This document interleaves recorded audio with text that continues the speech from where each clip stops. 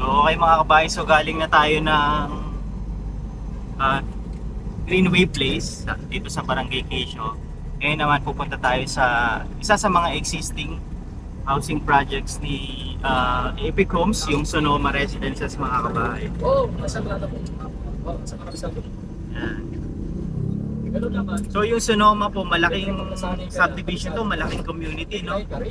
It consists of 5 phases. Phase 1, Phase 2, Phase 3, Phase 4, saka extension phase mga kabahay. Kasi pagka Yan. gano'n, So kahit once ka nakapunta, hindi ko ngayon mas marami na pong mga nakatira doon. Existing na talaga yung community. Yung business sa loob ng subdivision ay blooming.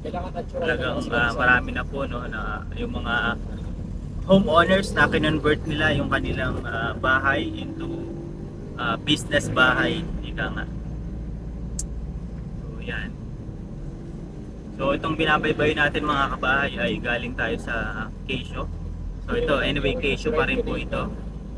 Pupunta tayo sa Barangay Santa Cruz kung nasaan po yung Sonoma Residences. Hindi na kanina dito may lutas. Yan. So in terms of greenery, yan. So yun yung something na Bago lang tayo dyan.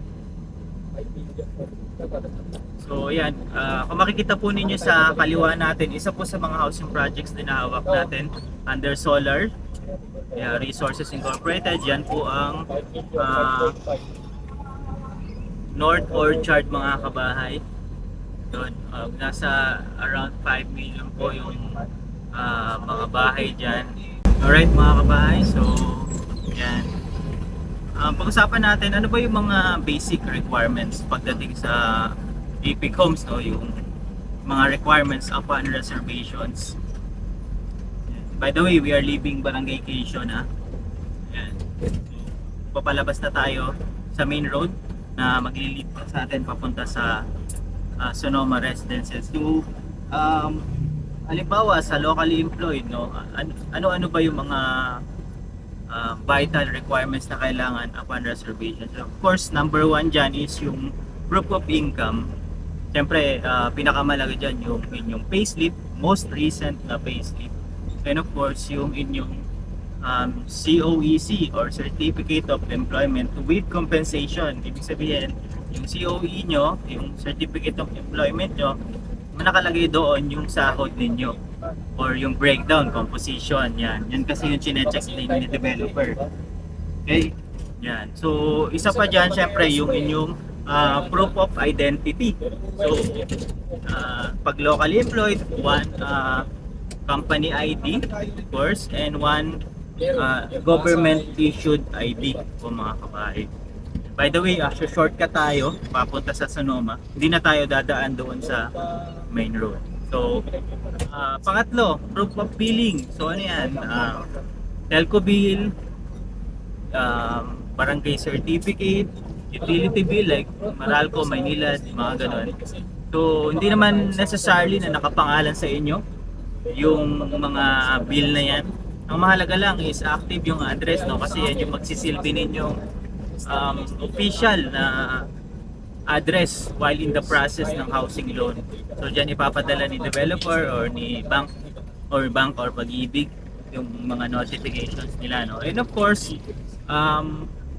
birth certificate kung kayo ay single, and marriage contract po, no? Kung kayo naman ay married na. Yan. So, syempre, meron tayong mga tupalo documents like yung notarized COEC, and meron tayong verified PIN from BIR. So, that's one din. Pag-ibig summary of contributions or Pag-ibig loyalty card plus, yan, mahalaga na yan. By the way, yung Pag-ibig loyalty card plus ay now considered as primary ID. Yan. So, pwede nyo nang gamitin yan sa Pag-ibig mga kabahay. So, since kung kasal po kayo, so 2 valid ID po ng inyong spouse.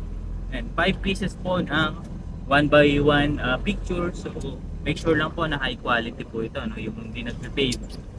Yan. So, that's for ano po, locally employed. Yan.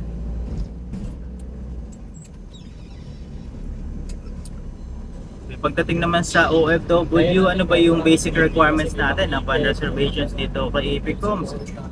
Sa proof of income, syempre yung latest copy of your job contract, all pages po yan, and should have English translations po mga kabahay. Sa proof of identity, meron tayong syempre copy of passport, with signature yan mga kabahay, no? And government issued ID, yan, primary ID yan. Proof of billing, just the same. And birth certificate and marriage contract, just the same mga kabahay. So, yan. Tapos, May L3 na rin pala si Ramon. Oo. Yan, so mga kabahay, so di ba sumort ka tayo dun sa Quezon, no? So yan, ito na yung Sonoma Residences. Pakita ko sa inyo mga kabahay para ayan, project update na rin tayo. So yung ongoing construction sa phase 2 happens to be yung pinakamalapit na phase dito sa Sonoma Residences.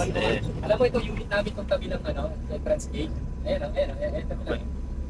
Dito, ayan, Rods, yung unit namin, Boss, tatayo. Pwesto na ako dyan, ha? May ginagawa na, boss, oh.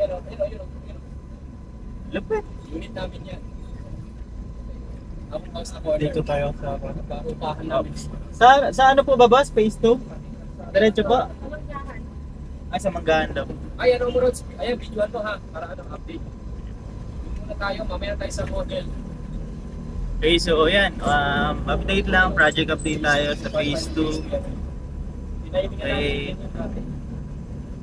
Napatagan nyo ng commercial for So ito yung mga lumang model, yung nakikita po ninyo na ganyan tangerine color. No? Ang mga bago ngayon yung parang modern earth tone rather yung kulay yan. Yung, neutral lang, white, beige, and brown. Yan.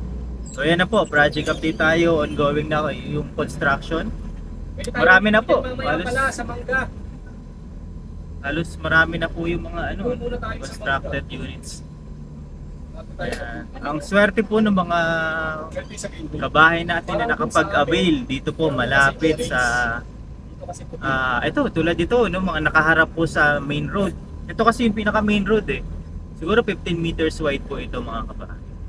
Yun o, marami nang gawa. Napaka ideal to sa business dahil syempre lahat kasi ng residents nitong 5 phase na to sa lumo o higop mo ika. Kasi lahat yan dadaan sa'yo. Yan, kaya so swerte, congratulations sa mga kabahay natin na nakapag-avail dito po sa phase 2 mga kabahay. Alright.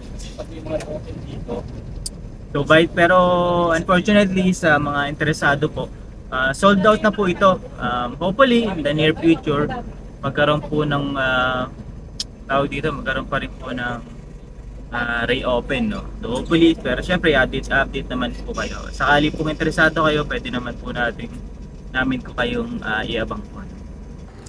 So yan mga kabahay, andito tayo ngayon sa main road ng phase 2. Siyang ito yung 130 plus, no? So again, para sa mga interesado po, message po kami para po iabang namin kayo. Hopefully in the near future, magkaroon po ng reopen dito. Yan. So, but most likely yung mga magiging reopen in the future, baka mga ready for occupancy na po yun.